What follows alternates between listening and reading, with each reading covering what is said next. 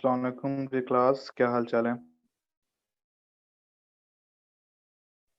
अस्सलाम वालेकुम सर। वालेकुम अस्सलाम। वालेकुम अस्सलाम। जी सब लोग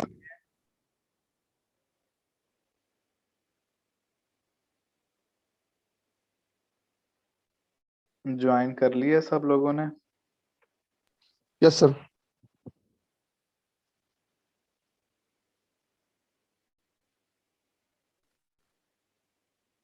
सीआर किधर है हमारा? कौन है सीआर? तलहा है ना इस क्लास का CR? Yes sir. Yes sir. आप हैं? ठीक है।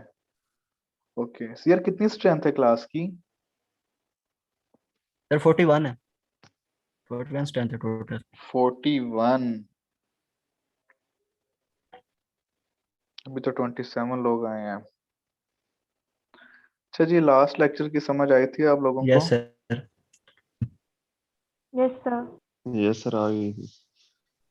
एक चीज पूछनी थी आपसे। जी जी पूछें। सर स्लाइड्स में और सर बुक में तो सर बहुत ज्यादा फर्क है, तकरीबन 95% का फर्क है। सर अच्छा। मतलब वहाँ तो सेम ही चीज है। मसलन? सर मतलब वहाँ काफी सारे टॉपिक्स हैं जो नहीं स्लाइड मतलब मिसिंग है। क्या? अच्छा, मैंने अभी आपको मैंने सर कंप्लीट देखा है स्लाइड थोड़ा सा तो स्टार्ट में। करवाई नहीं है। जी जी। अच्छा, जी। तो इसमें कि बहुत सारे ऐसे टॉपिक्स हैं, कुछ ऐसे चैप्टर्स हैं जो कि हम लोगों ने पहले पढ़े हुए हैं, या शायद हमारे कोर्स से बहुत ज़्यादा मैच नहीं कर रहे, रिलेट नहीं हो रहे होते।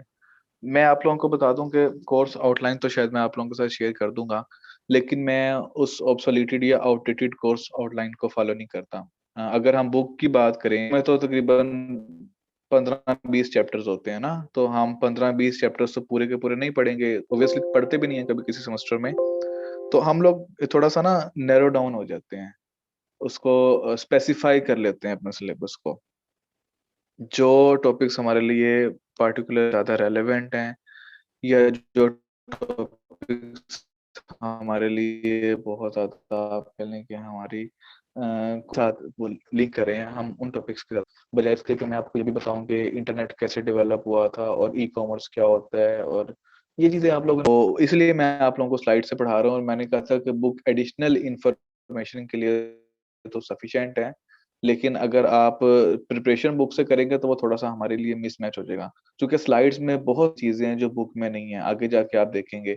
कुछ ऐसा मटेरियल है जो मैंने ऐड किया हुआ है स्लाइड्स के अंदर, लेकिन वो आपकी बुक के अंदर मटेरियल नहीं है। तो इस वजह से हम लोग जो है ना वो कोशिश करेंगे कि yes we sir. Can stick with, और जी। बुक जो है वो एडिशनल इन्फॉर्मेशन के लिए, केस स्टडीज़ के लिए बुक है। केस स्टडीज़ जब मैं आपसे करवाऊँगा, तो वो हम इंशाल्लाह बुक से करेंगे। बाकी जहाँ तक मुझे पता है वो बुक में यही चीज़ें हैं, इंफॉर्मेशन सिस्टम क्या होता है, स्ट्रैटेजी क्या होती है, और आपका जो है वो एमआईएस क्या होता है। तो ये डेफिनेशन भी अगर हो सकता है कि आपको मैच ना कर रही हो, लेकिन अल्टीमेटली हमने उसके मफ़हूम को समझना होता है कि बात क्या हो रही है, कांसेप्ट क्या है उसका। तो डेफिनेशन के वर्ड अगर मैच नहीं कर रहे तो दैट्स नॉट एन इश्यू।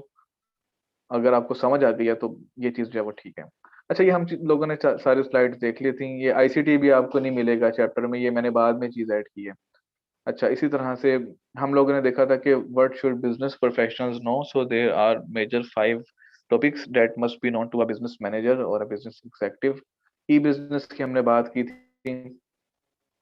अच्छा, how e business is being used. अब ई बिजनेस क्या होता है, लास्ट टाइम भी हमने बात की थी कि हम इलेक्ट्रॉनिक बिजनेस की बात कर रहे हैं। अगर हम इसकी डेफिनेशन को देखें कि using internet technologies to empower, internet की टेक्नोलॉजीज को यूटिलाइज करते हुए हम एम्पावर करेंगे अपने प्रोसेसेस को, अपने कॉमर्स को। बिजनेस में हमारे जो कोलैबोरेशन है, जो कम्युनिकेशन है, इसके अलावा हमारे जो स्टेक होल्डर्स हैं उनके साथ हमने जो है वो एक स्ट्रॉन्ग रिलेशनशिप डेवलप करना है। और इसके अलावा अल्टीमेटली क्या था कि an online exchange of value, value की जो है वो एक ऑनलाइन एक्सचेंज होगी बेसिकली। तो इसे हम कह रहे थे कि ये हमारे पास जो है वो ई बिजनेस है।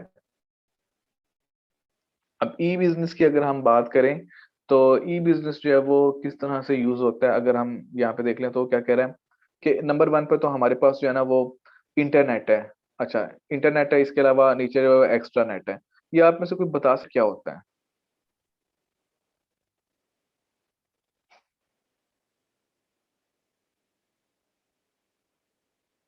ये वर्ड कभी भी नहीं सुना हुआ एक्स्ट्रानेट का?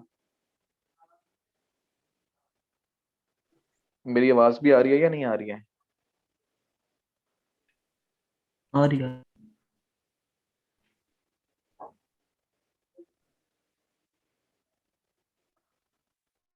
अच्छा सर जी, देखें। कस्टम कनेक्शन क्या लें इसको, कि मतलब ऑथराइज्ड लोगों के लिए सिर्फ होता है? अच्छा देखें, एक होता है इंट्रानेट। जी आप बोलें, बोलें, आप बोलें।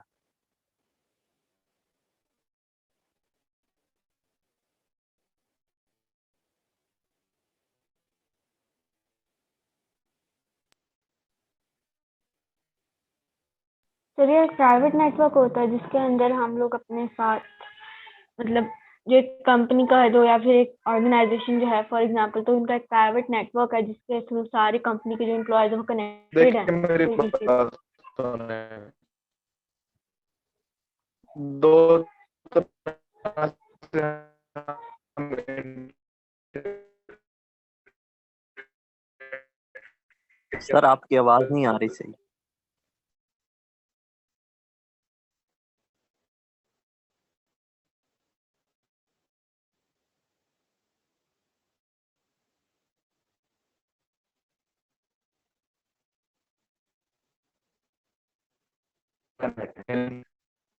अच्छा,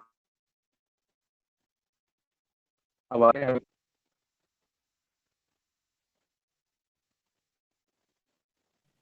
सर इससे पहले जी जो भी अब बोला आवाज नहीं आ रही। सर जी आपकी आवाज क्लियर नहीं है।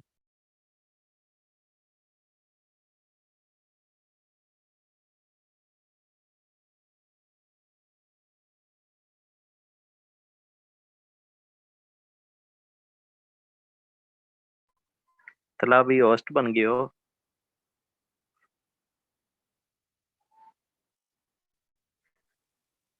चला एंड कर दो मीटिंग।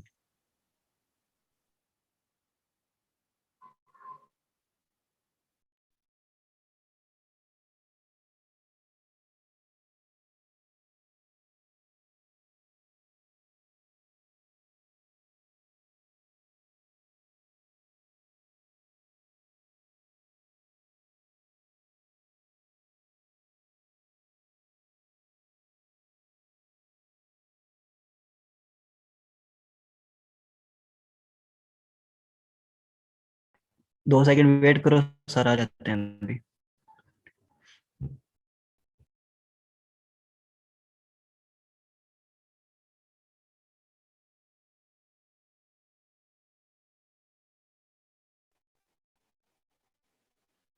कनेक्शन का काफी इशू हो गया था। अच्छा अब आप लोग बताएं, मेरी आवाज ठीक आ रही है?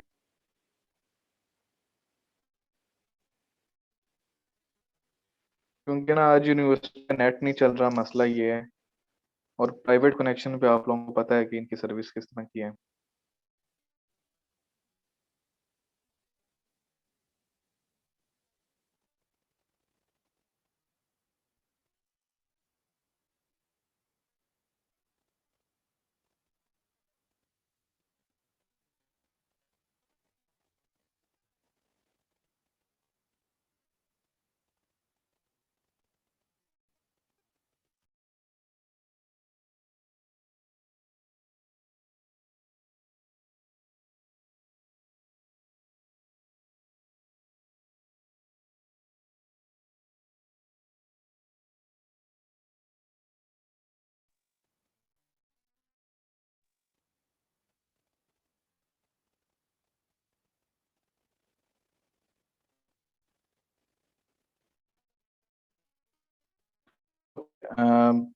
कनेक्शन का थोड़ा सा इशू है, क्योंकि आप लोगों को तो नहीं पता होगा, लेकिन यूनिवर्सिटी का नेट जो है ना वो आज नहीं चल रहा किसी वजह से। तो ठीक है। अच्छा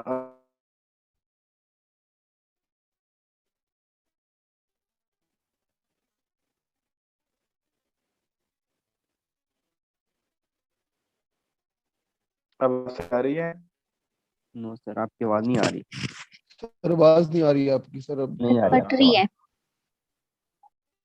है। मैं करता हूँ।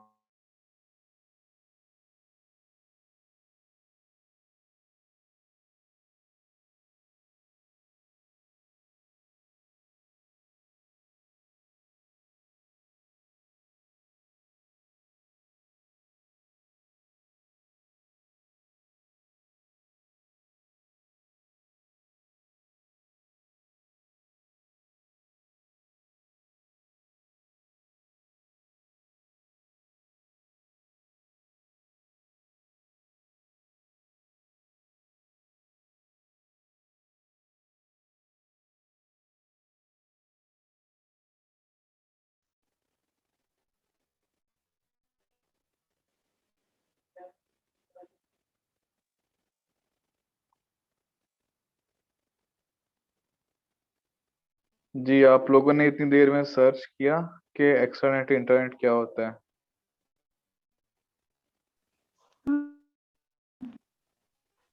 सर जब हम अपनी यस इंफॉर्मेशन सर। को सिक्योर करना चाहते हैं तो कौन बता एक्सटर्नल यूज करते हैं रहा था सिक्योर करना। लास्ट टाइम पे?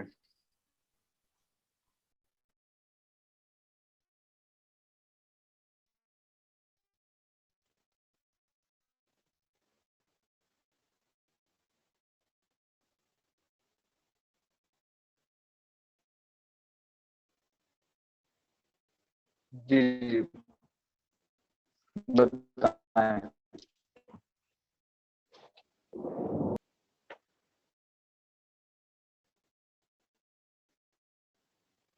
टेक्स्ट।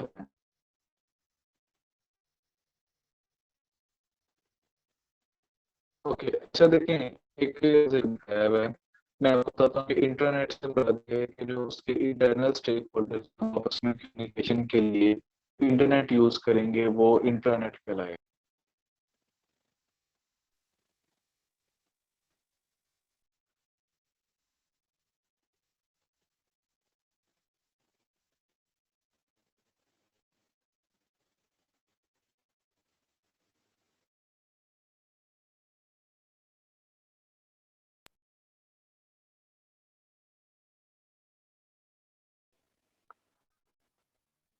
ये तो प्रॉब्लम बहुत ज्यादा कर रहा है। अच्छा, क्या किया जाए, इसका क्या हल होगा? सर आपकी आवाज भी नहीं आ रही बिल्कुल भी। जी मुझे पता है ये कनेक्शन यहाँ से बार खराब हो रहा है।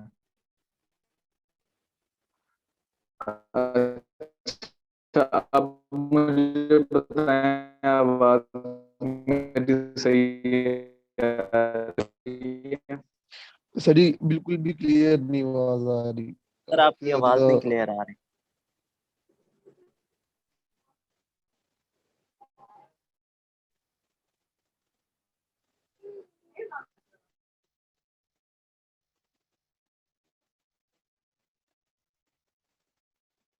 भी नहीं आवाज आ रही।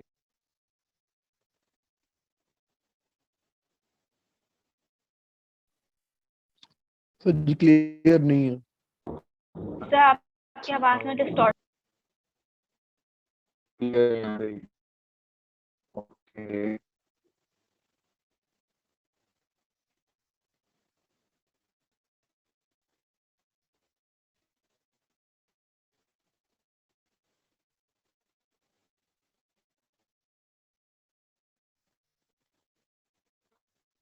अच्छा अब तो हुई है। सर जी मोबाइल डेटा पे कर लें सर, वाईफाई सिग्नल नहीं सही आ रहे मुझे।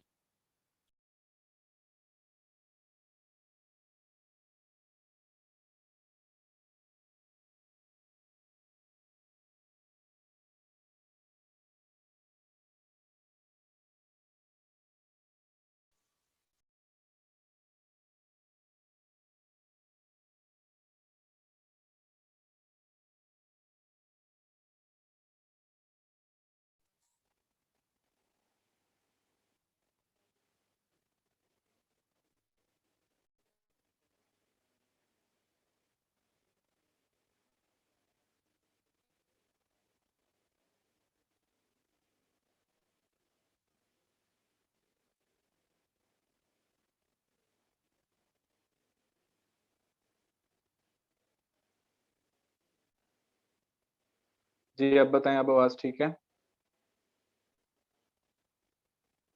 यस सर, नाउ इट्स ठीक है Audible. Yes sir. Sir clear है।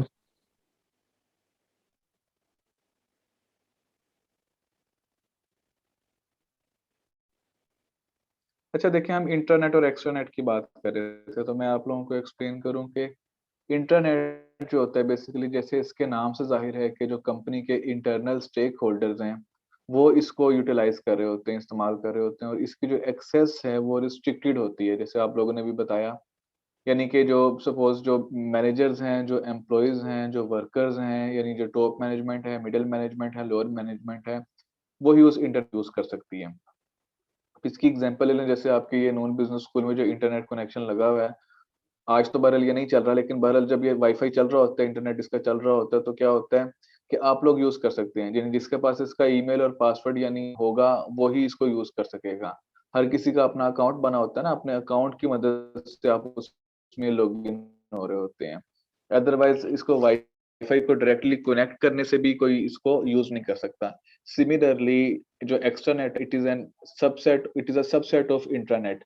इट मीन्स के इसकी जो है वो एक्सेस इंटरनेट की आप कुछ एक्सटर्नल पार्टीज को, कुछ सिलेक्टिव अपने वेंडर्स को, कुछ सप्लायर्स को, कुछ डिस्ट्रीब्यूटर्स को दे देते हैं कि वही जो है वो आपका उस इंटरनेट को यूटिलाइज कर सकते हैं, और वो एक्सटर्नल स्टेक होल्डर्स हैं that are not the part of organization, जो कि ऑर्गेनाइजेशन से बाहर काम कर रहे हैं। जैसे देखिए आपकी एक सप्लाई चेन होती है, सप्लाई चेन का पता है क्या होती है?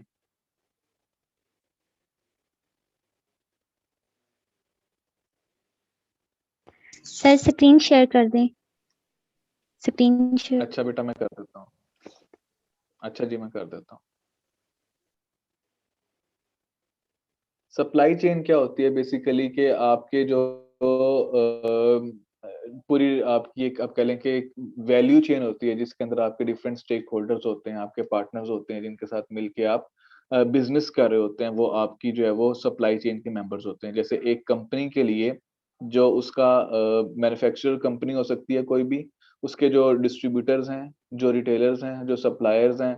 अब जाहिर है कि आप देखिए ना कि कोई भी कंपनी जो भी काम कर रही है, अगर टेक्सटाइल की कोई मिल है तो उसके लिए क्या होगा कि उसको कुछ ऐसे सप्लायर्स चाहिए होंगे जो कि उसको सप्लाई करेंगे कॉटन, या फिर जो है वो धागा प्रोवाइड करेंगे, या उसको रॉ फॉर्म में जो है वो क्लॉथ पर प्रोवाइड करेंगे। उस क्लॉथ से फिर आगे गारमेंट्स बनेंगे, उससे ड्रेसेस बनेंगे, उससे डिफरेंट आइटम्स बन सकते हैं। फिर उनको आगे मार्केट में सेल करने के लिए आपको डिस्ट्रीब्यूटर रिक्वायर्ड होता है। डिस्ट्रीब्यूटर के बाद फिर उसको आपको रिटेलर रिक्वायर्ड होता है, जो कि एक एक ईच शॉप के ऊपर या ईच मार्केट में ईच प्लाजा पे जाके उनको डिस्ट्रीब्यूट करता है, और फिर वो कस्टमर की एक्सेस में आते हैं। तो सप्लाई चेन के अंदर जो आपके पार्टनर्स होते हैं, उन पार्टनर्स को जब आप इंटरनेट की एक्सेस देते हैं, जो कि आपका इंटरनेट इंटरनल इंटरनेट होता है, या अपने डाटा बेस की एक्सेस देते हैं, तो that is called as extranet. मेरी बात समझ आ रही है? Yes sir. Yes sir. अब आप अगर इस डायग्राम के ऊपर फोकस करें तो क्या लिखा हुआ है? Supply chain management. Supply chain management से मुराद वो पार्टनर्स जिनके साथ आपने प्रोक्योरमेंट करनी है, डिस्ट्रीब्यूशन करनी है, और लॉजिस्टिक्स यानी ट्रांसपोर्टेशन। और प्रोक्योरमेंट करते हैं रिप्लेनिशमेंट को, यानी जब आपको कोई स्टॉक चाहिए, सपोज जो गारमेंट्स फैक्ट्री है उसको कपड़ा चाहिए, या रॉ फॉर्म में रॉ मटेरियल चाहिए। जो एक फर्नीचर कंपनी है उसको टिम्बर चाहिए, उसको लकड़ी चाहिए कोई फर्नीचर बनाने के लिए। जो आपकी ऑटोमोबाइल कंपनी है उसको टायर चाहिए, विंड स्क्रीन चाहिए, उसको स्टील चाहिए, उसको आयरन चाहिए, बैटरीज चाहिए, बहुत सारी चीजें चाहिए गाड़ी बनाने के लिए। PM. तो ये चीजें जो प्रोवाइड करेंगे और उसकी प्रोडक्ट्स को पिकअप करके कस्टमर्स की एक्सेस में जो पार्टीज लेके जाएंगी, वो जो डिस्ट्रीब्यूटर्स या रिटेलर्स होंगे, वो आपके सप्लाई चेन का हिस्सा होते हैं। यहाँ इंटरनेट कनेक्शन की बात नहीं कर रहे हैं। एक्स्ट्रानेट या इंटरनेट से आपने ये कंफ्यूज नहीं होना कि जी इंटरनेट का क्या मसला है, वो तो आप कोई भी कहीं से भी एक्सेस कर सकता है। आप कोई भी नेटवर्क पे हो, आप यूफोन पे हो, मोबलिंग पे हो, या फिर आप टेलीनॉर पे हो, आपके पास इंटरनेट होता है। यहाँ पे से मुराद है कि जो डेटाबेस है, यानी हम इंफॉर्मेशन की बात कर रहे हैं, किसी ऑर्गेनाइजेशन के अंदर जो उसकी पार्टिकुलर इंफॉर्मेशन है, उस इंफॉर्मेशन या उस डेटाबेस की जो एक्सेस है, हम उसकी बात कर रहे हैं।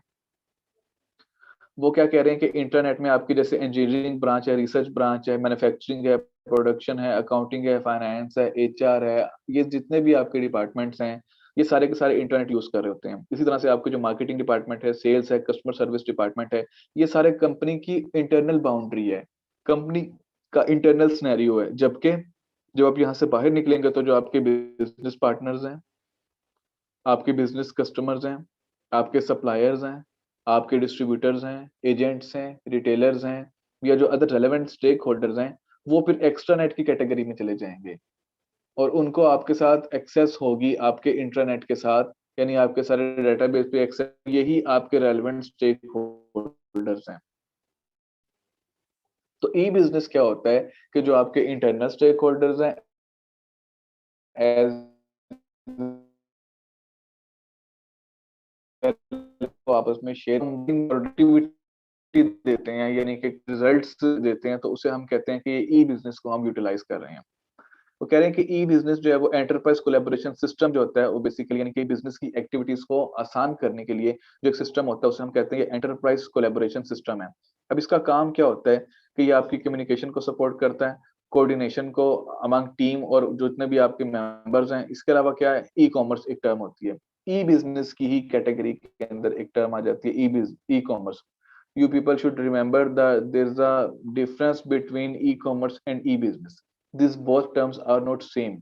So what is the basic difference in e-business and e-commerce? E-commerce is जो है वो क्या कह रहे हैं कि profit generation of business, यानी when you are getting profit from a particular business through electronic modes तो हम उसे e-commerce कहेंगे।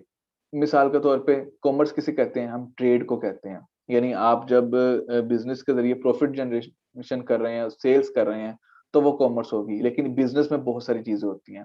बिजनेस में आपकी जो है वो आईटी भी आ सकती है, यानी कि एमआईएस जिसे हम कहते हैं। बिजनेस में आपकी ह्यूमन रिसोर्स मैनेजमेंट भी आ जाएगी। बिजनेस में आपकी ऑपरेशनल एक्टिविटीज भी आ जाएंगी। बिजनेस के अंदर आपकी मैन्युफैक्चरिंग, रिप्लेनिशमेंट और सप्लाई चेन भी आ जाएगी।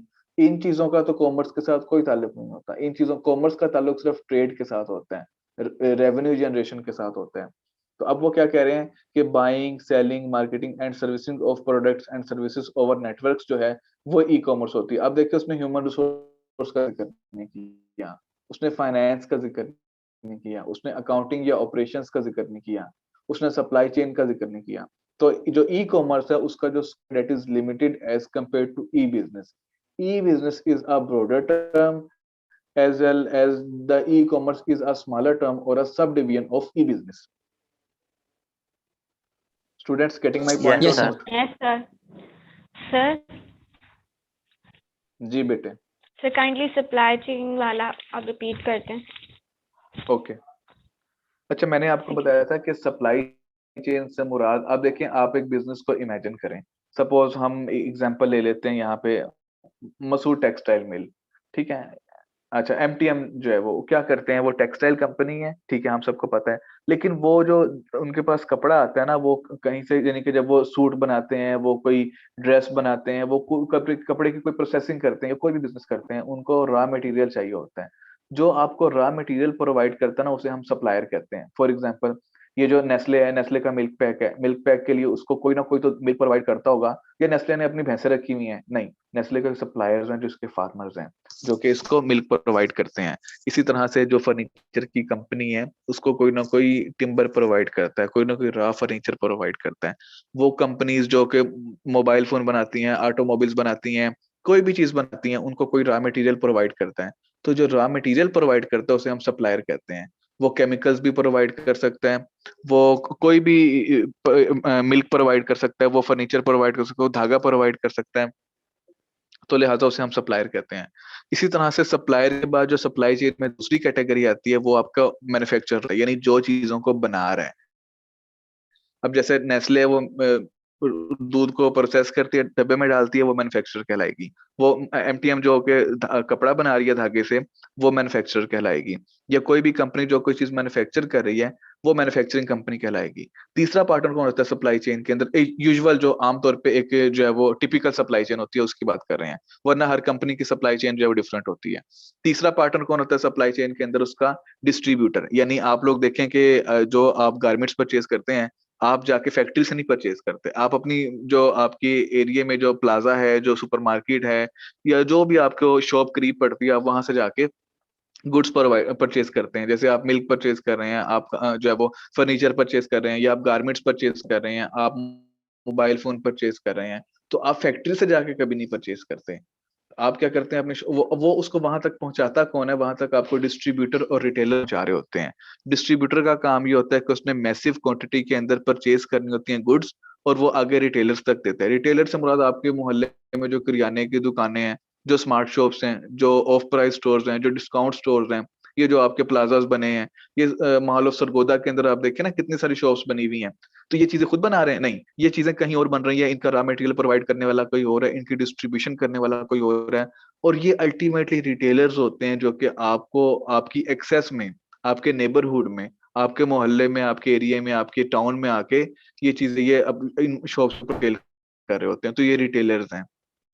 अब एक जो कंपनी है, जो मैन्युफैक्चरिंग कंपनी है, हम एक कंपनी की जब बात करते हैं, मैन्युफैक्चरिंग कंपनी की बात करते हैं, तो मसूर टेक्सटाइल मिल जो है वो बेसिकली क्या होता है कि वो या एमटीएम या नेस्ले या कोक या पेप्सी या टोयोटा या होंडा सुजुकी, हुआवे, एप्पल, जिस मर्जी कंपनी का नाम ले लें, उसके कोई ना कोई सप्लायर्स होंगे, उसके कोई ना कोई डिस्ट्रीब्यूटर्स होंगे, उसके कोई ना कोई रिटेलर्स होंगे, वो उसके एक्सटर्नल स्टेक होल्डर्स होते हैं। और जो उसके अपने डिपार्टमेंट्स हैं, जो उसके अपने एम्प्लॉयज हैं, जो उसकी टॉप मैनेजमेंट है। अब देखिए ना, कंपनी में आपको पता है टॉप मैनेजमेंट होती है, मिडिल मैनेजमेंट होती है, लोअर मैनेजमेंट होती है, फिर नॉन मैनेजरियल एम्प्लॉयज होते हैं जिसे हम लेबर भी कहते हैं।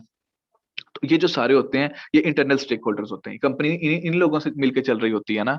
तो अब बेसिकली क्या होता है कि ये आपकी मैन्युफैक्चरिंग जो है वो आपके टीम जो होती है, या आपकी जो कंपनी की टीम होती है, उसे हम इंटरनल स्टेक होल्डर्स कहते हैं।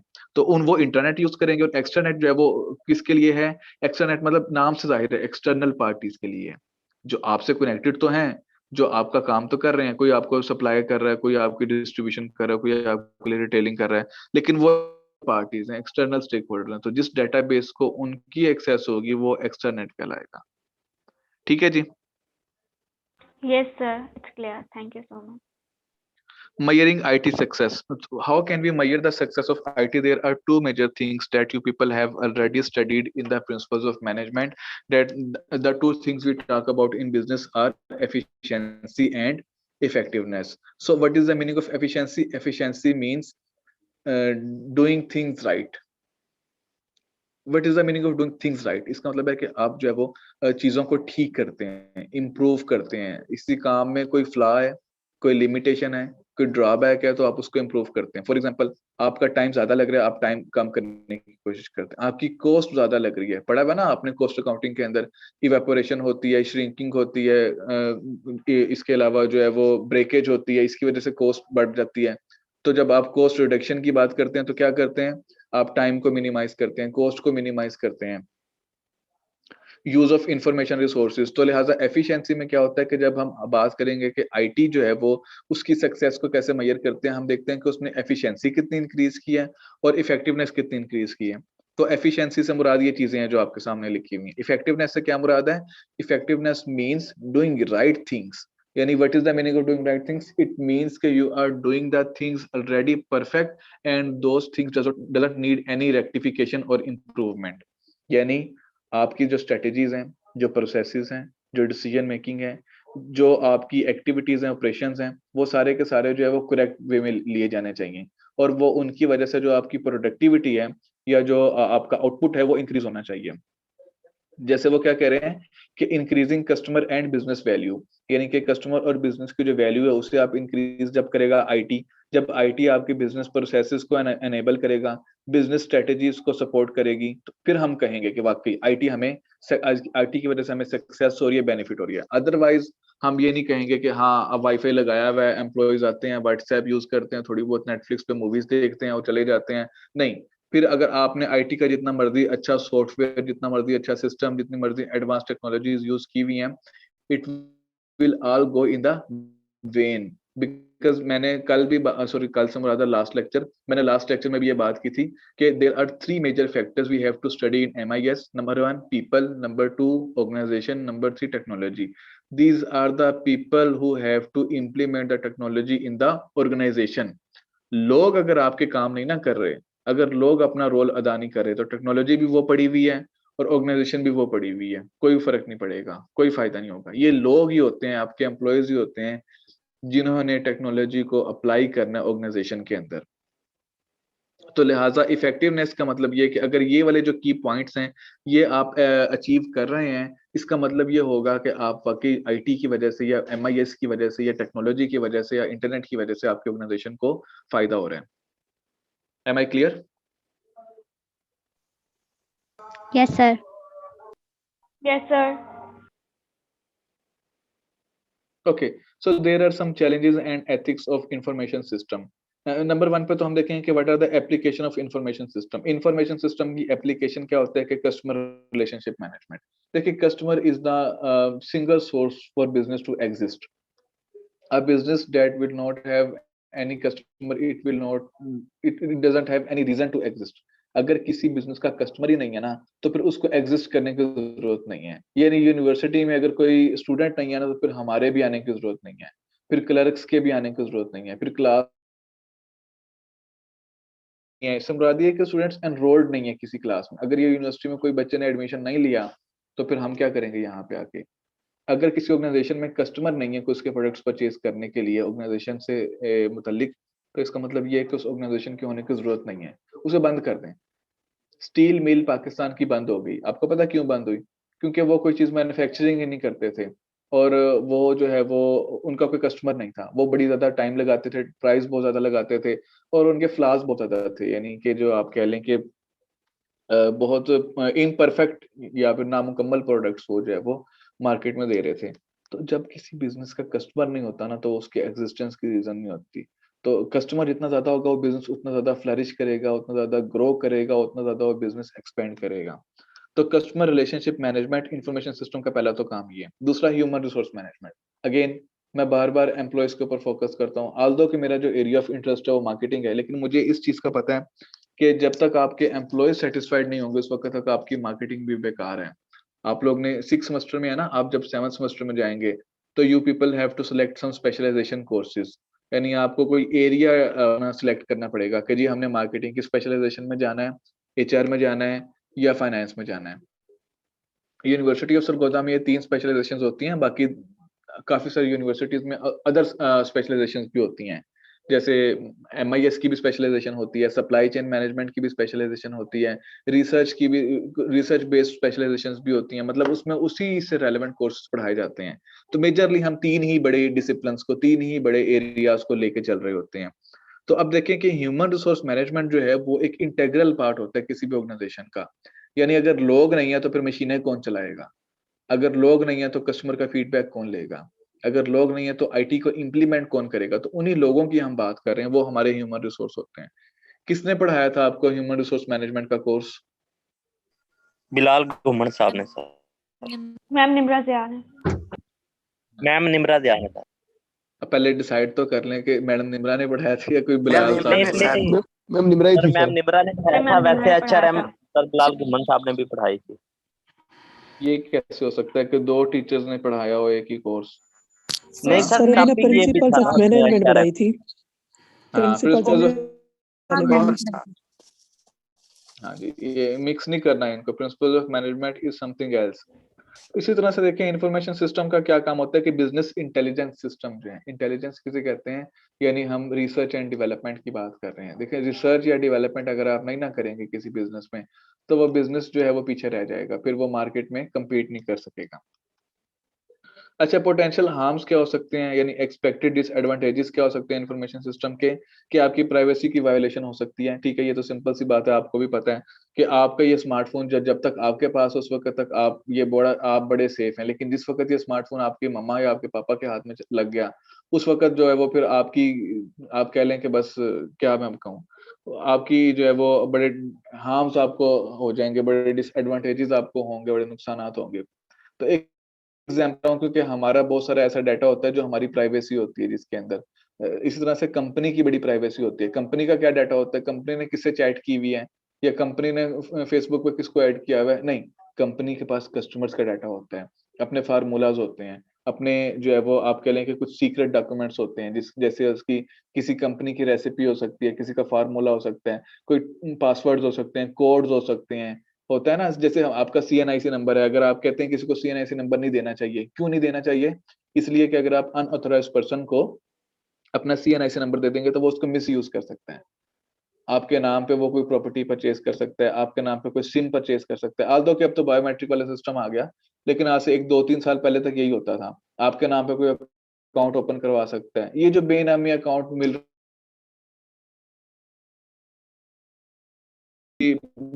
बेनामी रेडी वाले के अकाउंट में पैसे हैं, सुनते हैं ना आप लोग न्यूज के ऊपर, ये कैसे आ गए इन लोगों के अकाउंट में पैसे? किसी बड़े सियासी समझदार बंदे ने इनके अकाउंट ओपन करवा के करोड़ों रुपए, अरबों रुपए इनके नाम पे जमा कर दिए, और खुद उनको इस्तेमाल कर रहे हैं। और दुनिया समझ रही है कि अच्छा जी ये तो अकाउंट है, उसको पता भी नहीं है मेरे नाम पे अकाउंट खुला हुआ है। उसने कभी अकाउंट अपना बैंक ही नहीं विजिट किया। हम लोग तो बैंक जाते हैं ना, किसी फलूदे वाले का बैंक में क्या काम, या किसी दही भल्ले की रेडी वाले का बैंक में क्या काम, लेकिन इनके अकाउंट्स में पैसे लोग जमा करवाते हैं। तो जो बड़े बड़े हमारे सियासी सूरमा होते हैं ना, बड़े बड़े लीडर्स होते हैं, ये इस तरह से ये काम कर रहे होते हैं, ताकि अपने पैसा जो है वो ब्लैक मनी को इस तरह से वाइट कर रहे होते हैं। तो लिहाजा क्या होता है कि जब आपका कोई डाटा किसी के हाथ लग जाता है ना, किसी भी किस्म का डाटा हो, तो वो उसकी वजह से आपको बड़े थ्रेट्स हो जाते हैं, यानी कि आपको डाटा को मिस यूटिलाइज किया जा सकता है। आप कभी अपने फेसबुक का आईडी पासवर्ड किसी को नहीं देंगे, देना भी नहीं चाहिए, कोई वो इसको मिस यूज कर सकता है, ठीक है।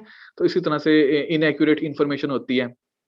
बाज़ औक़ात क्या होता है कि जो मशीन्स होती हैं वो एरर कर देती हैं, आपकी इन्फॉर्मेशन जो है वो इनएक्यूरेट हो जाती है।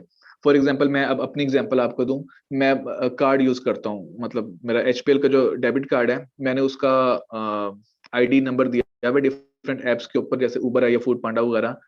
तो बाज़ औक़ात क्या होता है कि रेयर होता है ऐसे, लेकिन कभी-कभार ऐसा होता है कि डबल पैसे कट जाते हैं। यानी अगर सपोज़ मैंने ₹500 की ट्रांज़ैक्शन की है, तो ₹500 2 दफ़ा कट जाएँगे। तो वो फिर बैंक में फ़ोन करना पड़ता है कि जी वो आपने डबल पैसे काटे हैं, मेरे रिकॉर्ड ठीक करें। वो कहते हैं ठीक है जी सर, आपको पैसे रिट्रीव हो जाएँगे। ऐसा रेयरली होता है, अक्सर नहीं होता, बहुत कम होता है। तो जो कंप्यूटर है ना, जो टेक्नोलॉजी है, उसमें एरर्स के, फ्लॉज़ के हमेशा चांसेस रहते हैं। हम उसे परफेक्ट नहीं कह सकते। अच्छा, पोटेंशियल रिस्क क्या हो सकता है कि कस्टमर बायकॉट कर सकते हैं, काम स्टॉप हो सकते हैं, या गवर्नमेंट की इंटरवेंशंस हो सकती हैं। ये सारी की सारी चीज़ें इन्फॉर्मेशन सिस्टम के अंदर हो सकती हैं। यानी अगर आप कस्टमर की एक्सपेक्टेशंस को मीट नहीं कर रहे, या फिर आपने जो है वो, जैसे कस्टमर्स किसी भी वजह से बायकॉट कर सकते हैं, या जो प्रोटेस्ट हो रहे होते हैं, आपकी लेबर यूनियंस प्रोटेस्ट कर रही होती हैं, वर्क स्टॉप हो जाता है आपका, तो या फिर गवर्नमेंट इंटरवेंशन कर देती है आपकी। तो ये सारी के सारे आपको चैलेंजेस होते हैं इन्फॉर्मेशन सिस्टम को अप्लाई करते हुए। अगर आप स्मूथली बगैर आईटी के चलेंगे तो फिर आपको कोई कुछ नहीं कहेगा, लेकिन आपका सिस्टम भी वो ऑब्सोलेटेड होगा और स्लो प्रोसेस होगा। लेकिन अगर आप आईटी को अप्लाई करेंगे तो गवर्नमेंट कहेगी जी हाँ, हमारा टैक्स तो दें, आपने इतना सिस्टम बड़ा लगाया है ईआरपी का, एंटरप्राइज रिसोर्स प्लानिंग का टैक्स की तरह है हमारा। गवर्नमेंट कहेगी कि जी ये आपने जो सिस्टम लगाया इसको हमारे साथ भी शेयर करें, हमारे साथ डाटा शेयर करें।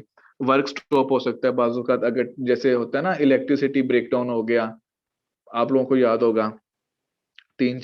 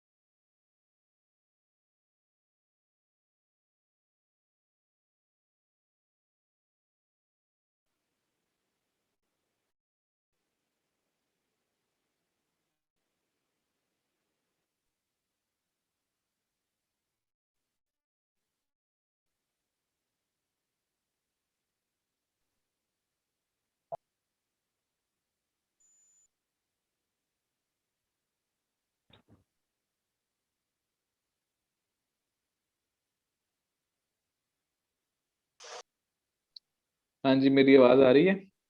Yes yes sir. Sir.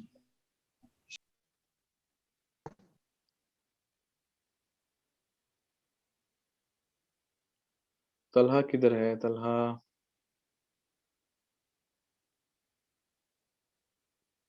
Join कर लिया सीआर ने?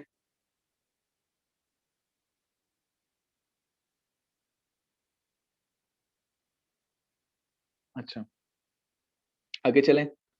कुछ पोटेंशियल रिस्क होते हैं जब आप इंफॉर्मेशन सिस्टम को अप्लाई कर रहे होते हैं ना, टेक्नोलॉजी को, तो कुछ जो है वो आप कह लें कि टेक्निकल इश्यूज या फॉल्ट्स वगैरह आ सकते हैं। पॉसिबल रिस्पॉन्सेज क्या हो सकते हैं आपके, कि एक एथिक्स का भी बड़ा रोल होता है कि कोड ऑफ एथिक्स को बाज़ औक़ात फॉलो नहीं किया जा रहा होता। टेक्नोलॉजी के ज़रिए आप लोगों को चकमा भी दे सकते हैं, यानी आप लोगों को घुमा भी सकते हैं, आप लोगों को डिलेइंग टैक्टिक्स होते हैं, कुछ सैंक्शंस होते हैं, कुछ नोटिसेस होते हैं जो कि एथिक्स के अंदर अप्लाई हो रहे होते हैं। एथिक्स क्या होते हैं कि look busy and do nothing, यानी आप ऑर्गेनाइज़ेशन में जाएँ, कंप्यूटर सामने रखा हुआ है, अपनी मर्ज़ी से गेम खेलते रहें उसके ऊपर, नेटफ्लिक्स पे कोई मूवी देख लें, और बाद में कहें कि जी मैंने तो आज बड़ा काम किया, मैं तो थक गया हूँ, अब घर जाके रेस्ट करूँगा। होता है ना इस तरह से, कि कुछ लोग ऐसे भी कर रहे होते हैं। मेरी आवाज़ सही आ रही है? Yes sir. Yes yes sir. Sir, you are audible. तो क्या होता है कि एथिक्स को भी हमें फॉलो करना पड़ता है, और बिज़नेस एथिक्स का भी एक सब्जेक्ट होगा जो आप लोग आगे जाके पढ़ेंगे। तो ये आईटी के अंदर क्या होता है कि जो आप कह लें कि लूप होल्स बहुत ज़्यादा होते हैं, यानी हम किसी को ईज़िली फ्रॉड कर सकते हैं, होता है ना कि लोगों के अकाउंट से पैसे निकलवा लिए, उनका अकाउंट नंबर पूछ के, आईडी कार्ड नंबर पूछ के, फोन नंबर पूछ के, तो इस लोगों से फ्रॉड कर दिया, उनको उनसे इन्वेस्टमेंट के नाम पे पैसे ले लिए और बाद में फ्रॉड करके चले गए। तो ये बेसिकली सारी जो चीजें होती हैं, ये सारी हमारे सिस्टम का हिस्सा होते हैं। तो हमारे जो पोटेंशियल ड्रॉबैक्स हैं, चैलेंजेस हैं, कुछ थ्रेट्स हैं, या हमारे जो कोड ऑफ एथिक्स हैं, उससे भी हमें देखना पड़ता है। आईएस फंक्शन क्या होता है? इंफॉर्मेशन सिस्टम का जो फंक्शन होता है, ये बेसिकली अगेन हम कुछ चीजों को बार बार रिपीट करेंगे। एक पहलू से दूसरे पहलू से तीसरे पहलू से हमें ये जो ऑथर है ये बार बार हमें बताएगा कि इंफॉर्मेशन सिस्टम जो है बेसिकली इसकी क्या इम्प्लीकेशंस है, क्या एप्लीकेबिलिटी है और क्या इसकी इंपॉर्टेंस है हमारी लाइफ के अंदर। तो कह रहे हैं an important contributor to operational efficiency, employ productivity, customer service and satisfaction. तो अगेन वही बात कि इंफॉर्मेशन सिस्टम जो है वो हमारी ऑपरेशनल एफिशिएंसी को इंक्रीज करता है, एम्प्लॉयज की प्रोडक्टिविटी को बूस्ट करता है, कस्टमर सर्विस को एनहांस करता है और सेटिस्फेक्शन को ग्रो करता है, डेवलप करता है। A major source of information and support for decision making. Okay, that's fine. A vital ingredient in developing competitive products and services in a global marketplace. देखें, हम एक ग्लोबल मार्केट प्लेस के अंदर सर्व कर रहे हैं। दुनिया में जो कंट्रीज के बॉर्डर्स है ना, ये ब्लर हो रहे हैं, वैनिश हो रहे हैं, ये आपस में कन्वर्ज हो रहे हैं। यानी क्या मतलब कि अब वो नहीं रहा कि ये पाकिस्तानी मार्केट है, ये जर्मन मार्केट है, ये इंडियन मार्केट है, ये फ्रेंच मार्केट है, ये ऑस्ट्रेलियन मार्केट है। जहां पे पोटेंशियल कस्टमर नजर आता है वहां पे गुड्स सेल कर दी जाती हैं और अब सारा बिजनेस जो है वो ऑनलाइन चल रहा है। मोस्टली कंपनीज बड़ी बड़ी जो है, माइक्रोसॉफ्ट, गूगल, इसके अलावा टेस्ला, amazon, वालमार्ट, और ये जो आप कह लें कि इसके अलावा जितनी भी अलीबाबा, amazon वगैरह, ये दराज जो बड़ी बड़ी कंपनीज हैं, ये सारी अब जो है ना वो ऑनलाइन बिजनेस कर रही हैं। अब इनको कस्टमर से वो नहीं है कि किस कंट्री से है, इनको पोटेंशियल कस्टमर है कि जो हमें अफोर्ड कर सकता है, जो हमारी प्रोडक्ट्स परचेज कर सकता है, बस हमने उसके साथ नहीं है। तो बेसिकली क्या होता है कि अगर आप इंफॉर्मेशन सिस्टम को प्रॉपरली यूटिलाइज नहीं कर रहे हो तो आप मार्केट के अंदर फिर compete नहीं कर पाते, अपने कंपटीटर्स को बीट नहीं कर पाते, मार्केट में सर्वाइव नहीं कर पाते, क्योंकि अब ये एक ग्लोबल मार्केट प्लेस बन गई है। अब कस्टमर्स अपनी कंट्रीज की बाउंड्रीज तक लिमिटेड नहीं है, बल्कि कस्टमर्स जो है वो पूरी दुनिया आपके लिए एक मार्केट है। तो लिहाजा जो है वो अब क्या कह रहे हैं कि dynamic and challenging career opportunity. इसी तरह से इंफॉर्मेशन सिस्टम जो है वो आपके लिए एक डायनामिक क्या होता है, कोई बता सकता है? बट हम बड़ा यूज करते हैं सर अलग स्टडी के अंदर। Changing, change over time, rapid changes. जी बिल्कुल, रैपिड चेंजेस या वेरिएबिलिटी, यानी कि जो आपका करियर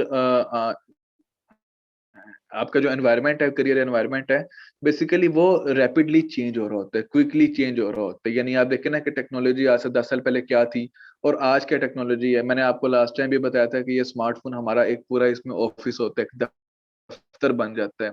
कितनी चीजें, कोई 10 साल पहले, कोई 5 साल पहले कोई एक्सपेक्ट कर सकता था कि ऑनलाइन क्लासेस भी हो सकती हैं, ऑनलाइन एग्जाम भी हो सकते हैं? कोई भी नहीं सोच सकता था। तो लिहाजा ये बेसिकली जो हमारी जिंदगी है ये बहुत ज्यादा वेरिएबल है, बहुत ज्यादा चेंज होता है इसके अंदर। ना हम कभी खुश रह सकते हैं, ना हम कभी अफसरदा रह सकते हैं। अगर हम खुश हैं तो कभी ना कभी वो खुशी खत्म हो जाएगी, और अगर किसी प्रॉब्लम में है तो प्रॉब्लम भी कभी ना कभी खत्म हो जाएगी। तो दुनिया में हर चीज की वेरिएबिलिटी बहुत ज्यादा होती है, हर चीज चेंज होती रहती है। देखते हैं ना वो मूवीज के अंदर भी कि जब वो हार्ट की पल्स चेक कर रहे होते हैं, तो अगर पल्स ऊपर नीचे हो रही हो तो इसका मतलब जैसे वो पल्स स्टैटिक हुई, स्टेबल हुई, वो बंदा मर गया। इसका मतलब क्या हुआ कि जो स्टेबल चीज रहेगी, जो इसमें कोई चेंज नहीं आएगा, वो उसकी डेथ हो जाएगी, वो खत्म हो जाएगी। और जब आपके अंदर चेंज आता रहेगा उस वक्त तक आप जो है वो सरवाइव करेंगे। तो जो आपकी करियर अपॉर्चुनिटीज हैं, यानी कि जो जो आपकी जॉब्स हैं, उसके अंदर भी इनोवेशन आती जा रही है। अब रिक्वायरमेंट नहीं है कि जो बीए पास होगा वो अकाउंटेंट लग जाएगा। पहले लोग बीए करके अकाउंटेंट लग जाते थे, अब वो अकाउंटेंट लगेगा जिसको अकाउंटिंग का ऑनलाइन करनी आती हैं, जिसको आईएएस क्या होता है और वो दूसरा पता नहीं कौन कौन से प्रिंसिपल्स होते हैं, मुझे तो याद भी नहीं है। तो वो सारी चीजें जो होती हैं, ये अब जिसको इन चीजों के बारे में अपडेटेड नॉलेज है, ये सारा बेसिकली। आईएफआरएस का पता है आप लोगों को? आईएफआरएस क्या होता है? Yes sir. तो या जो है वो एसीएम में करते हैं, तो ये इनको अब यही लोग जो है ना वो अच्छी जॉब्स के ऊपर चले जाते हैं। वरना हम जैसे जो मेडियोकर्स होते हैं, क्या अगर पढ़ा लिखा डिग्री भी की हुई है लेकिन नॉलेज नहीं है, अगर एक्सपीरियंस नहीं है या एक्सपर्टीज नहीं है किसी चीज की, तो फिर उसी के ऊपर जाना पड़ता है। तो लिहाजा जो करियर्स है ना वो बड़े डायनामिक और चैलेंजिंग हो गए हैं। तो और वो उसी सूरत में कि जब तक आप लेटेस्ट नॉलेज या लेटेस्ट इंफॉर्मेशन आपके पास नहीं है, उस वक्त तक आप उस करियर को अडॉप्ट नहीं कर सकते। इंफॉर्मेशन सिस्टम इज अ की component of today's network business. आज का जो बिजनेस है ना उसमें इंफॉर्मेशन सिस्टम जो है वो नेसेसरीली जो है वो रिक्वायर्ड है, और उसकी जो है वो मैंडेटरीली एसेंशियल है। यानी मैं मैंडेटरी का मतलब भी लाजमी होता है, एसेंशियल का मतलब भी लाजमी होता है, लेकिन मैं कह रहा हूँ मैंडेटरीली एसेंशियल है, यानी कि लाजिम और मलजूम है। आपको हर सूरत में वो चाहिए। इंफॉर्मेशन सिस्टम के बगैर आप आज के ऑर्गेनाइजेशन में, आज के सिनेरियो में सर्वाइव नहीं कर सकते। वो क्या कह रहे हैं कि what are the fundamental roles of information system in business. Now we will study के what are the basic roles और what are the basic implications of information system in business. So if you people see this pyramid, pyramid कहते हैं इसको, ये जो इस तरह की त्रिकोण होती है ना, इसको हम पिरामिड कहते हैं। तो मुझे इसकी उर्दू नहीं याद आ रही। अगर इसे आप देखेंगे तो अब support strategies for competitive advantage. Competitive advantage क्या होता है, कोई मुझे बता सकता है? सर वो चीज जो आप अपने कंपटीटर्स पे गेन करते हैं एडवांटेज स्पेसिफिक की वजह से।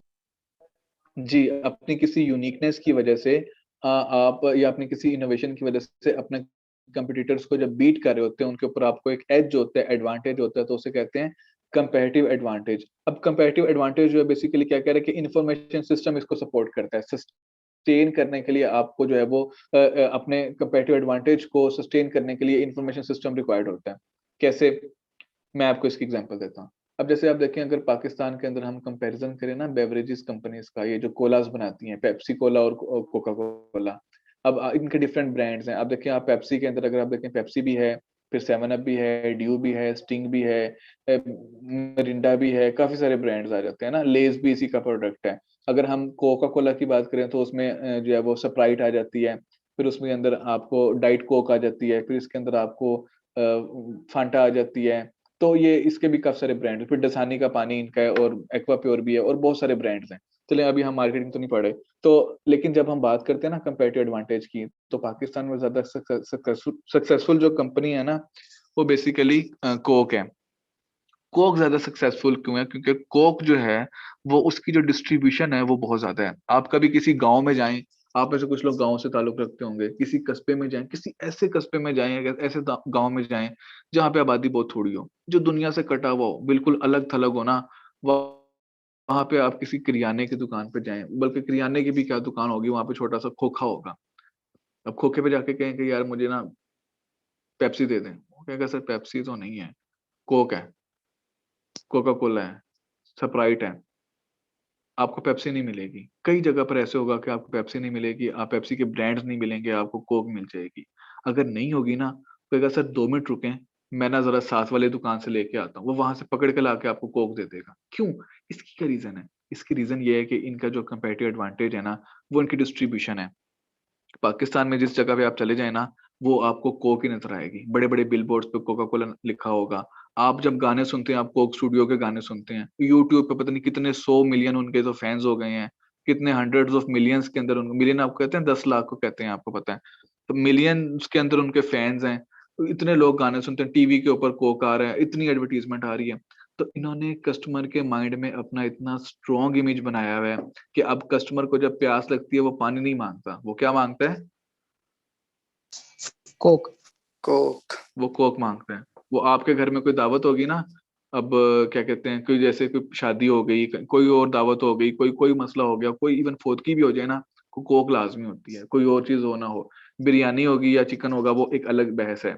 नान हो गई या रोटी होगी, वो एक अलग बहस है। लेकिन ये कन्फर्म है कि कोका कोला लाजमी होनी चाहिए वहां पे। आप कोई भी इवेंट कर लें, कोई भी देख लेना, कोई भी फंक्शन हो गया, पेप्सी को कोई क्यों नहीं पूछता?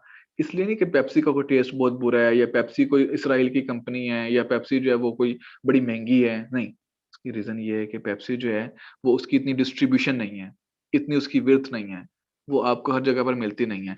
अब ये है कोका कोला का कंपैरेटिव एडवांटेज पेप्सी के ऊपर। कंपैरेटिव एडवांटेज तो आपको समझ आ गया कि क्या होता है।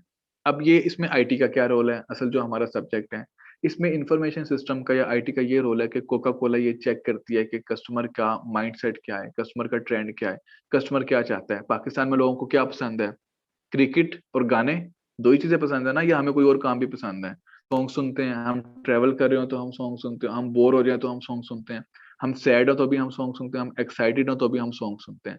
हमारे टीवी ड्रामों में कभी आप चला के देखें ना, अगर 30 मिनट का ड्रामा है तो 15 मिनट तो वो गाना सुनाएंगे।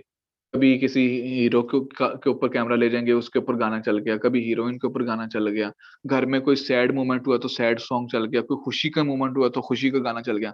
ये पाकिस्तानी कौम गानों के बगैर रह नहीं सकती, तो उन्होंने कहा कि इनको इसी चीज से पकड़ो। फिर कोका कोला ने क्या किया, रिसर्च की, स्टडी की, और उन्होंने कोक स्टूडियो बना दिया, और लोग धड़ाधड़ उसके गाने भी सुन रहे हैं, उसको देख भी रहे हैं, और डाउनलोड भी हो रही है, और हर जगह पे उसकी एडवर्टीजमेंट भी चल रही है।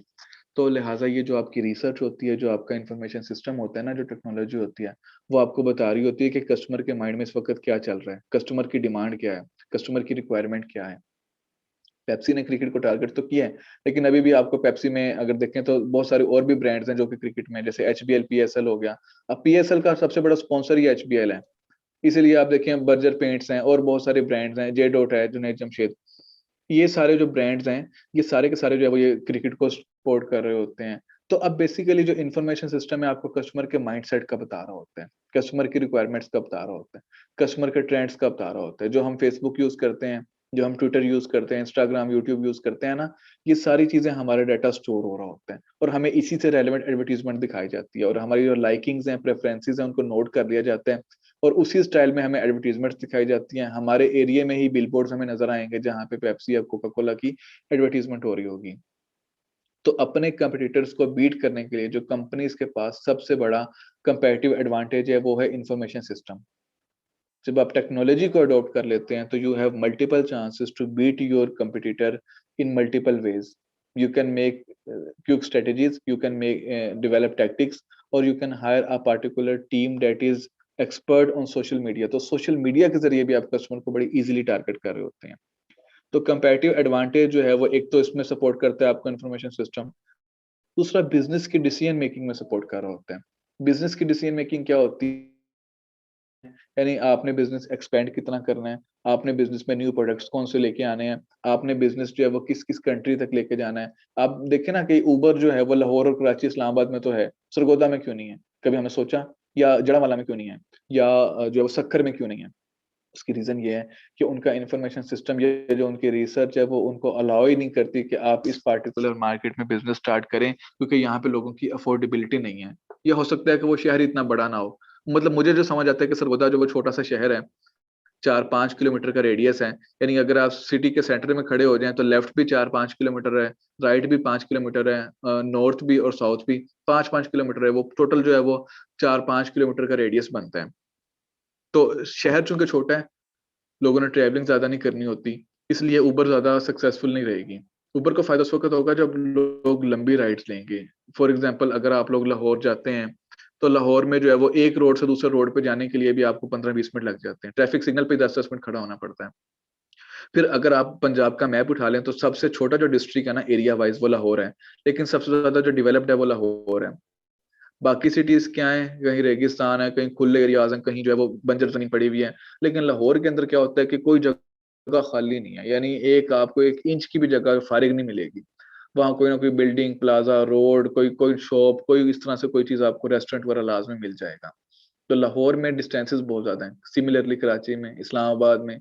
तो ये कंपनीज वहां जाती हैं। अब ये जो डिसीजन मेकिंग है, ये कैसे किया उन्होंने, उबर ने कैसे डिसाइड किया कि हाँ लाहौर, कराची, इस्लामाबाद तो ठीक है, गुजरांवाला भी ठीक है, सरगोदा नहीं? भाई क्यों सरगोदा नहीं, जेहलम नहीं, क्यों नहीं जेहलम? इसलिए क्योंकि उनके इंफॉर्मेशन सिस्टम ने, उनकी टेक्नोलॉजी ने, उनकी रिसर्च ने उनको ये बताया कि ये सिटीज और यहाँ के जो कस्टमर्स हैं वो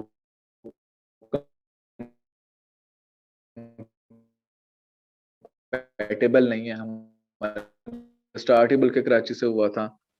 तो क्यों? क्योंकि यहाँ पे उन्होंने ये चेक किया कि यहाँ पे अब इतनी मार्केट है, यहाँ पे अपने अब इतने रेस्टोरेंट्स बन चुके हैं कि जो हमें जिनके जरिए हम डील करके अपना बिजनेस चला सकते हैं। क्योंकि फूड पांडा खुद चीज ऑर्डर करेंगे, वो किसी रेस्टोरेंट से उठा के देंगे, 1 रुपए की भी वो मैन्युफैक्चरिंग नहीं कर रहे फूड पांडा वाले कि जी नहीं वो बिरयानी बनाते हैं या फिर वो जो है वो कढ़ाई बनाते हैं। नहीं, आप जो भी चीज ऑर्डर करेंगे ना फूड पांडा पे, वो किसी रेस्टोरेंट से उठा के आपको देंगे। वो फूड पांडा वाले अपनी कोई मैन्युफैक्चरिंग नहीं कर रहे, ना उबर की अपनी गाड़ियां हैं, ना ही फेसबुक का अपना कोई कंटेंट होता है। जितना भी कंटेंट है हम अपलोड कर रहे होते हैं फेसबुक पे, हम नहीं कर रहे, कोई और अपलोड कर रहा है। तो जो स्ट्रेटेजिक डिसीजंस होते हैं ना, उनमें आईटी का बड़ा की रोल होता है। इंफॉर्मेशन सिस्टम के बगैर, रिसर्च के बगैर, टेक्नोलॉजी के बगैर, इंटरनेट के बगैर, सर्वेज के बगैर, कि आपने कौन सा न्यू बिजनेस परचेज करना है, कहाँ पे बिजनेस सेल करना है, कहाँ पे न्यू प्रोडक्ट और सर्विस स्टार्ट करनी है, किस सिटी को, किस कंट्री को टारगेट करना है, ये सारी चीजें आपको आईटी बता रही होती है, आपकी टेक्नोलॉजी बता रही होती है।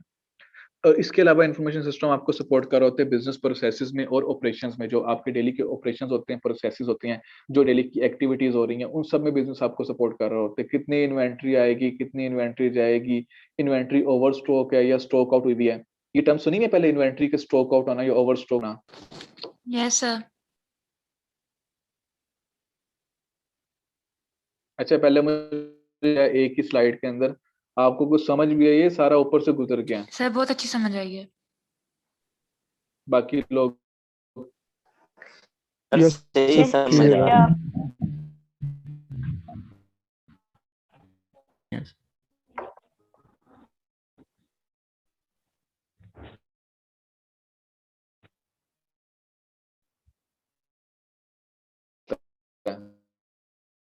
तो मैंने कहा कि ऐसी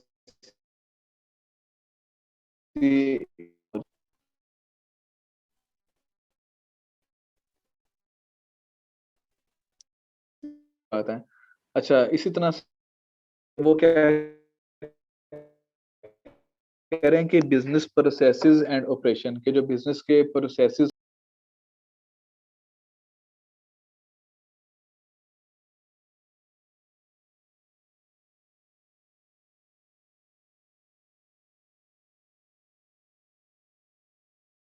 सारे मल्टीपल वेयर हाउसेज हैं, तो या फिर कोई एक जैसे शॉपकीपर को या ओनर को कैसे पता चलेगा कि ये न्यू प्रोडक्ट मंगवानी है, ये प्रोडक्ट्स खत्म हो गई हैं, या ये प्रोडक्ट सेल नहीं हो रही हैं, ये वैसी की वैसी पड़ी हुई हैं, ये एक्सपायर हो सकती हैं जल्दी। क्योंकि शॉपकीपर को हमेशा ये मसला होता है कि अगर उसकी प्रोडक्ट्स पड़ी रहेंगी ओवर द टाइम, तो क्या हो सकता है कि वो एक्सपायर हो सकती हैं जल्दी। उसको स्टॉक को जो है वो आउट करना होता है, उसको जो है वो स्टोर में से निकालना होता है। तो लिहाजा जो है वो क्या होता है कि ये सारी चीजें हमें हमारे सॉफ्टवेयर के ऊपर, हमारे सिस्टम के ऊपर ये चीजें हमें शो हो रही होती हैं कि आपके पास कितनी इन्वेंट्री रह गई है, क्या इन्वेंट्री डेंजर जोन में है, या फिर जैसे होता है ना ईओक्यू, इकोनॉमिक ऑर्डर क्वांटिटी, ये सारी चीजें कैसे होती है, मैथमेटिकल कैलकुलेशंस आपके सॉफ्टवेयर के ऊपर हो रही होती हैं। कोई भी बंदा मैनुअली नोट नहीं कर रहा होता है कि जी दूध के 50 डब्बे रह गए हैं और जो है वो आपके सर्फ एक्सेल के 40 पैकेट रह गए हैं, नहीं।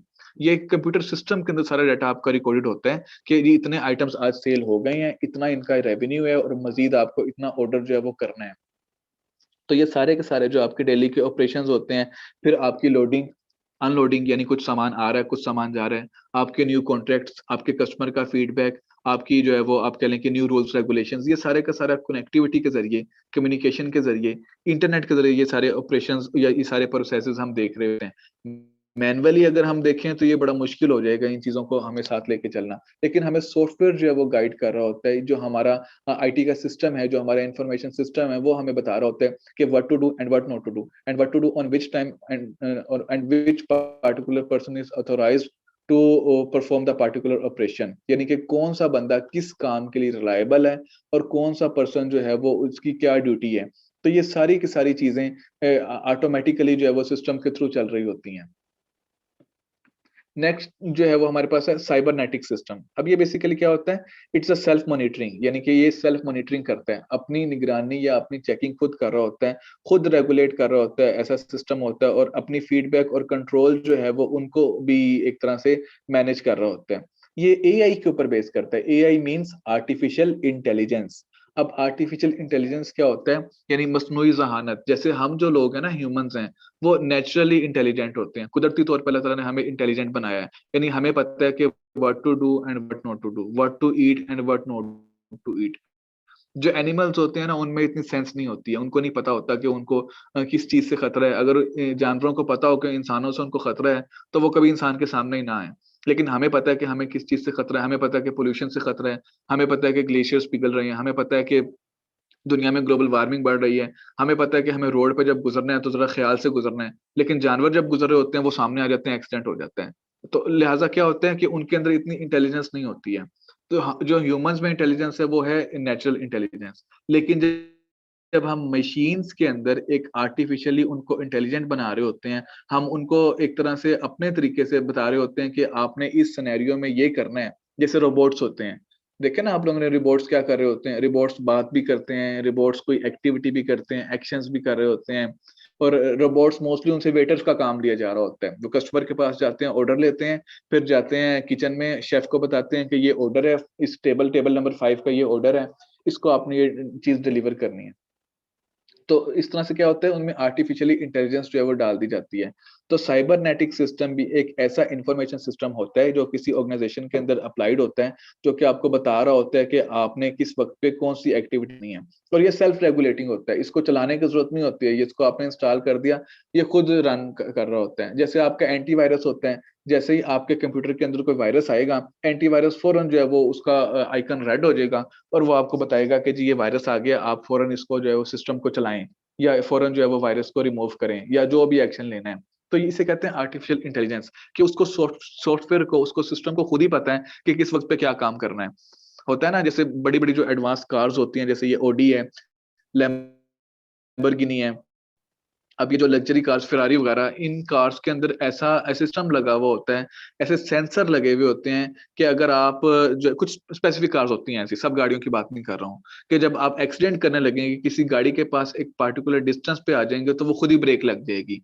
यानी मैं यहाँ से रेस दे रहा हूँ, लेकिन गाड़ी जो है वो खड़ी जो है उसने ब्रेक लगाई हुई है खुद से, मेरे कहने के बावजूद भी मेरी नाफरमानी कर रही है। क्यों? क्योंकि उसको पता है कि this is not right for me. वो जो है वो अपनी आर्टिफिशियल इंटेलिजेंस की मदद से उसका सेंसर काम कर रहा है। तो बेसिकली जो आर्टिफिशियल इंटेलिजेंस होती है उसके अंदर क्या होता है कि जो मशीन्स होती हैं वो खुद से डिसीजन मेकिंग ले रही होती हैं, खुद से बता रही होती हैं कि हमने क्या करना है और क्या नहीं करना। अब जो फीडबैक होता है बेसिकली क्या होता है, वो आप लोगों को पता है कि किसी भी जो है वो प्रोडक्ट से रेलेवेंट कस्टमर जो है वो अपनी ओपिनियन दे रहा होता है, उसकी प्रेज कर रहा होता है या फिर उसके ड्रॉबैक्स बता रहा होता है। कंट्रोलिंग क्या होती है कि इससे मुराद है मॉनिटरिंग और इवैल्यूएशन है, और ये कि आप जो है वो सिस्टम किस तरफ मूव कर रहे हैं और आपने जो है वो आपका गोल क्या, आपने क्या अचीव। ट्रोलिंग बेसिकली यही होती है कि आप चीजों को मॉनिटर करें, आप करेक्टिव एक्शंस लें और आप जो है वो अपनी परफॉर्मेंस को कंपेयर करें, और जितनी नेग्लिजेंस है, जितनी इनकम्पिटेंसी है, जितने फ्लॉज हैं उनको ठीक करें।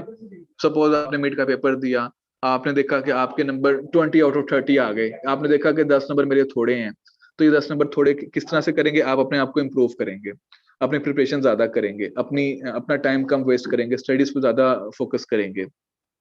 क्यों? क्योंकि आप अपने आप की कंट्रोलिंग कर रहे हैं। तो यही सब चीजें कंट्रोलिंग के अंदर होती हैं। अच्छा, बिजनेस एज अ सिस्टम, जब हम बिजनेस को एज अ सिस्टम ले रहे होते हैं तो ये इस डायग्राम से आपने कंफ्यूज नहीं होना कि ये बड़ी कम्प्लेक्स है, ये बड़ी इंटरेस्टिंग डायग्राम है। लेकिन सबसे पहले उसने उसकी बाउंड्रीज बताई हुई हैं कि बिजनेस की बाउंड्रीज में क्यों आती है, कंपटीटर्स आते हैं, यानी जो बिजनेस के आउटसाइड एनवायरनमेंट होता है लेकिन हमारे रेलेवेंट स्टेक होल्डर्स होते हैं। देखें, कम्युनिटी में बिजनेस एग्जिस्ट करता है, उसके कंपटीटर्स भी लाजमी होंगे, फिर बिजनेस को कस्टमर्स के साथ डील, कुछ उसके स्टॉक होल्डर्स होते हैं, यानी शेयर होल्डर्स जिसे हम कहते हैं, लेबर यूनियंस होती हैं, कुछ फाइनेंशियल इंस्टीट्यूशंस होते हैं, जैसे जो बैंक्स हो गए, हर बिजनेस को बैंक के पास जाना पड़ता है, ट्रांजैक्शंस करनी पड़ती हैं, कुछ एक्सपोर्ट करना है, इंपोर्ट करना है, तो बिल ऑफ लेडिंग कौन बनाएगा? बैंक। इसी तरह से जो बैंक है उससे आप लोन ले रहे होते हैं, बैंक से आपने टैक्स के मामला होते हैं बहुत सारे, फिर सप्लायर्स हैं, गवर्नमेंट एजेंसीज हैं, तो these all are the outside stakeholders of a particular business. तो अब ये बेसिकली क्या कह रहे हैं कि बिजनेस का अपना जो सिस्टम होता है उसके अंदर क्या होती है, सबसे पहले मैनेजमेंट, जैसे हम पहले भी बात करते हैं कि जो मैनेजमेंट है वही रन कर रही है आपके इंफॉर्मेशन सिस्टम को। तो मैनेजमेंट जो है वो उसका कंट्रोल होता है आपके पूरे इंफॉर्मेशन सिस्टम के ऊपर, और वो इंफॉर्मेशन सिस्टम किस चीज के ऊपर आपने अप्लाई किया हुआ होता है, अपने इकोनॉमिक रिसोर्सेज पे, बिजनेस प्रोसेसेस पे, अपने गुड्स एंड सर्विसेज के ऊपर। यानी आपके जो पीपल हैं, जो money, material, man, machinery, land, facilities, energy, information, ये सारी जो आपकी इनपुट की चीजें होती हैं, ये सारी जो है वो आपकी इंफॉर्मेशन सिस्टम की बेसिस पे चल रही होती हैं। इन्होंने इंफॉर्मेशन देनी होती है ना, और इन्होंने इनपुट देना होता है। अच्छा, ये फिर प्रोसेसिंग कर रहे होते हैं। प्रोसेसिंग किन मराहल से गुजरती है आपको पता है कि बिजनेस का जो प्रोसेस होते हैं, जैसे development of products and services हो सकते हैं, प्रोडक्ट्स की डिलीवरी है, कस्टमर की सपोर्ट सर्विसेज हैं, या फिर अदर ऑपरेशंस हैं जैसे कि इन्वेंट्री से रेलेवेंट के जो ऑपरेशंस हैं, या जो लोडिंग अनलोडिंग है, जो ट्रांसपोर्टेशन है, जो लॉजिस्टिक्स हैं, ये सारे आपके प्रोसेसेस हो रहे होते हैं। तो इनको जब इनपुट मिलता है तो ये प्रोसेसेस होते हैं, और प्रोसेसेस अल्टीमेटली आउटपुट जनरेट कर रहे होते हैं। वो आउटपुट आपकी रेवेन्यूज की फॉर्म में भी हो सकते हैं, अर्निंग हो सकती है, आपकी रेपुटेशन हो सकती है, आपकी गुडविल हो सकती है, या आपकी प्रोडक्ट्स हैं, सर्विसेज हैं, पेमेंट्स हैं, या आपको जो इन्फॉर्मेशन, जो डेटाबेस आपकी बन रही है। तो ये सारे बेसिकली जो सिस्टम होता है, ये सारा इन्फॉर्मेशन सिस्टम के जरिए ये सारे का सारा जो बिजनेस का सिस्टम है इंटरनल, आपस में सारी चीजें इनपुट, प्रोसेसिंग, आउटपुट कनेक्टेड होते हैं। और इन सब की मॉनिटरिंग या कंट्रोलिंग कौन कर रहा होता है? आपकी जो टॉप मैनेजमेंट होती है। और इसी तरह से आप देखें कि जो हमारे एक्सटर्नल स्टेक होल्डर्स हैं वो भी मॉनिटरिंग कर रहे होते हैं, उनकी भी नजर में ये सारी चीजें जो है वो आ रही होती हैं। गवर्नमेंट को पता होता है आपके एनुअल रिपोर्ट्स में कितना प्रॉफिट हुआ है, कितना लॉस हुआ है। आल्दो के बहुत सारी कंपनीज एनुअल रिपोर्ट्स बनाते हुए विंडो ड्रेसिंग भी कर लेती हैं, लेकिन उसके बावजूद भी एक बड़ी गहरी नजर होती है आपके कस्टमर्स की, आपके शेयर होल्डर्स की, आपकी फाइनेंशियल इंस्टीट्यूशन यानी बैंक्स की, या आपकी जो कंपटीटर्स हैं उनकी, कि आप एक्चुअली में इस वक्त क्या कर रहे हैं, आपकी क्या इनपुट है, आपकी क्या प्रोसेसिंग और आपकी क्या आउटपुट है, और अल्टीमेटली आप मार्केट में कहाँ पे स्टैंड कर रहे हैं। तो बेसिकली जो बिजनेस है वो भी टोटली, जब हम इंफॉर्मेशन सिस्टम की बात करते हैं तो हम बिजनेस को एज अ सिस्टम ले रहे होते हैं। I have discuss the definition of system with you people in the previous lecture, कि सिस्टम एक हम सिनेरियो को कहते हैं, एक एनवायरनमेंट को कहते हैं। तो ये एनबीएस भी एक सिस्टम है, यूनिवर्सिटी ऑफ सरगोदा भी एक सिस्टम है, गवर्नमेंट ऑफ पंजाब भी एक सिस्टम है, और मसूर टेक्सटाइल मिल भी एक सिस्टम है, नेस्ले का भी अपना एक सिस्टम है, ओलपर्स का भी अपना एक सिस्टम है। आल्दो के ओलपर्स जो है वो एक सब्सिडरी है, लेकिन बहरहाल इसकी जो पेरेंट कंपनी है उसका भी एक सिस्टम है, एंग्रो का भी अपना एक सिस्टम है। तो लिहाजा क्या होता है कि बिजनेस भी एज अ सिस्टम, हम जब भी देखते हैं बिजनेस को देख रहे होते हैं एक सिनेरियो के तौर पे, या एक पार्टिकुलर एनवायरनमेंट में हम बिजनेस को देख रहे होते हैं। अच्छा जी, देखते हैं कितनी स्लाइड्स रह गई हैं, अगर तो आज कंप्लीट हो सकती हैं तो कर लेते काफी हैं। है। आज के लिए काफी है, है। चलें ठीक है। अगर आप लोग कैसे हैं तो ठीक है।